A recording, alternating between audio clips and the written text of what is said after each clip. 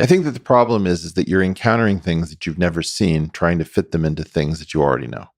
Right. But history repeats itself. Yes. Ish.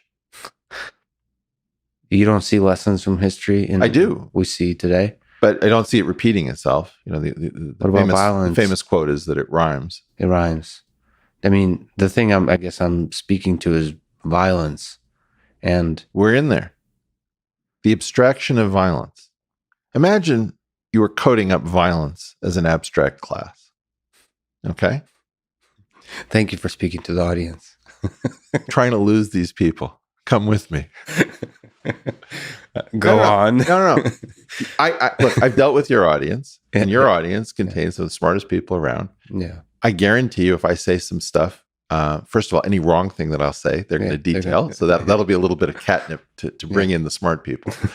But they'll also digest it for each other. It's one of the great lessons of long form podcasting. If you don't waste all your time explaining things, that's the job of the audience to do amongst themselves. They're happy doing the work, and those who aren't, they leave. Isn't that great? They'll leave. The people who don't want to struggle will leave. And you can get rid of them.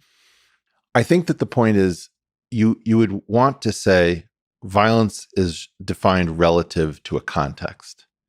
So let's call it meta violence so that we don't get into the problem. We already have a term for physical violence, right? So we have meta violence and physical violence. I would say that physical violence is subclassed from meta violence. Meta violence is the disruption of a system. It's sort of, it's for example, if a cell dies, it can die through apoptosis or necrosis. Apoptosis is controlled, programmed cell death. Necrosis is just like, okay, this didn't work. That was a violent disruption of the system. And this meta class is presumed in the documentation. Is it all negative? No. What are you talking about? So this is part of the problem and the madness of our age, right? Which is if you open up a drawer in your cabinet, right, in your kitchen, and you see knives, spoons, and forks, do you have a sense that the spoons are good utensils and the knives or forks are bad utensils because they're mean? I mean, like, if you start thinking in these terms, that knife is there to do violence. That's violence you want done. Right? When I cut a mango, I'm doing violence to the mango. The mango expects that I will do violence to it because otherwise I won't be able to get the meat and it won't get its seed spread somewhere else. So in part, violence is absolutely part of our story. So there's this meta violence class. Yeah. And so the meta violence class is already, it's a multiple inheritance pattern. Whatever's going on right now inherits from meta violence. No, but there's certain subclasses that allow evil to emerge.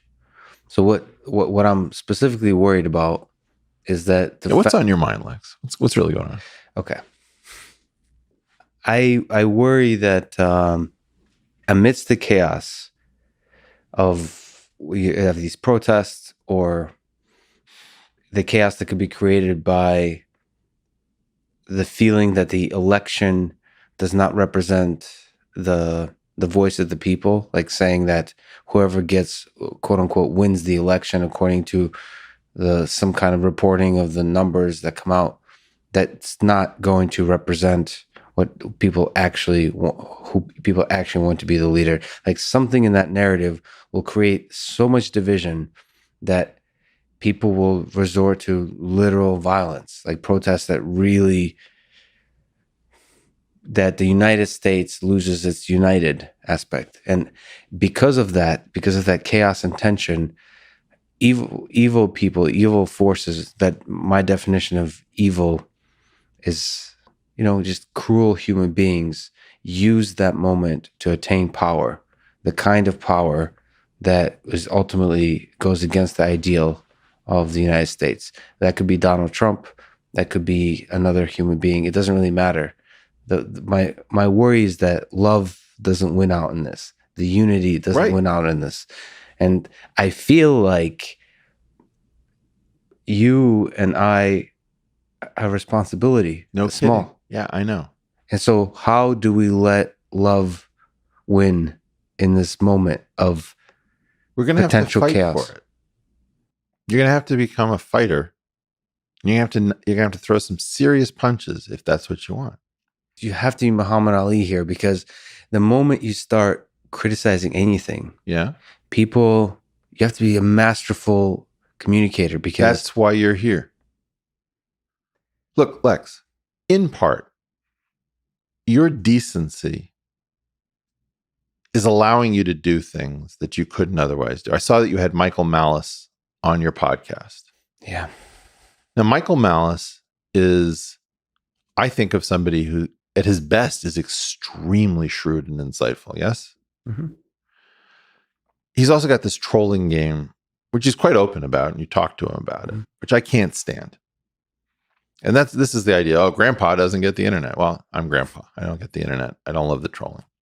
Yeah. There are trolls of the past who were incredibly good.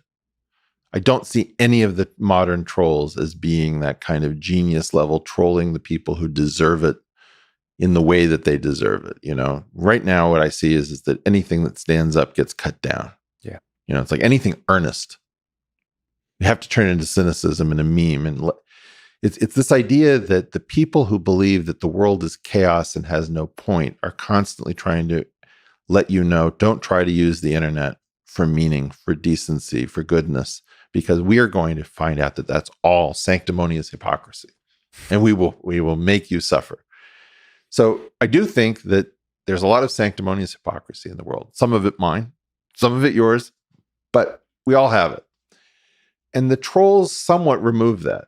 But it's not a judicious, kind, constructive, compassionate, caring version most of the time. And a lot of those trolls, and I have this feeling about Michael Malice, I don't know whether it's right, that there's somebody who deeply cares and loves beneath it, and that's motivating some of the trolling behavior. And you and I don't seem to be doing that. I don't see you as almost ever trolling. Yeah, you and I'm very much against trolling. I'm very much against trolling. It doesn't mean that it's selective. You know, it's not even true. Like everything we say like, I'm for it, I'm against it. This isn't my native language. I speak nuance. I don't speak this internet shit. And the more I have to communicate through internet shit, right? I almost never take a tweet seriously if it contains the letters LMAO, LOL, RTFL, FOL. Mm-hmm. There's an interesting effect where people say stuff and then finish with LOL. You put it beautifully, that it indicates to me that this is a person. We've talked about like why I wear the stupid suit. Yeah, is like this is to fight the LOL at the end of sentences. It's like stand up for the words you're saying. Yeah, don't finish stuff with LOL, removing completely the responsibility of the content of the sentence that preceded it. Yeah. Also, choosing the outfit that worked both for Men in Black and the Blues Brothers, not a terrible choice. Okay, but getting back, look, Lex, we're not in a position to do this. You need to be seated in a different chair. Your chair is the wrong chair. You're in the wrong chair. It's been so long. All right, I want to talk about you and Joe Biden. Joe Biden was a 29-year-old guy with nothing particular going on, so far as I can tell. Okay? I know people as impressive at age 29 as Joe Biden, 12 rows back, three deep, doesn't matter. Huge number of people. None of them my age can get to where he got to. Like, we're all morons. Anytime somebody takes out, like if you found Eddie Van Halen in a guitar shop, you'd be angry. What is this guy doing repairing guitars? And then somebody will say, maybe he loves to repair guitars. Yeah, I mean, what is your Russian piano tuner doing? What is my Russian piano? That was the whole point of that story, which is what is it that happened in that life that converted somebody? And I find this, for example, with Russian doctors who are, technicians in offices now. There's a huge amount of talent in the world that's not sitting in its proper seat. Yeah. And quite honestly, I've gotten to the point where my feeling is we've got to take the seats. Right. And maybe we don't sit in them. Maybe the idea is that we take the seats and we put some smart Gen Z person in the seat and say, look, no chanting. I don't want to hear you say no justice, no peace. If there aren't verbs, if it rhymes, it's wrong.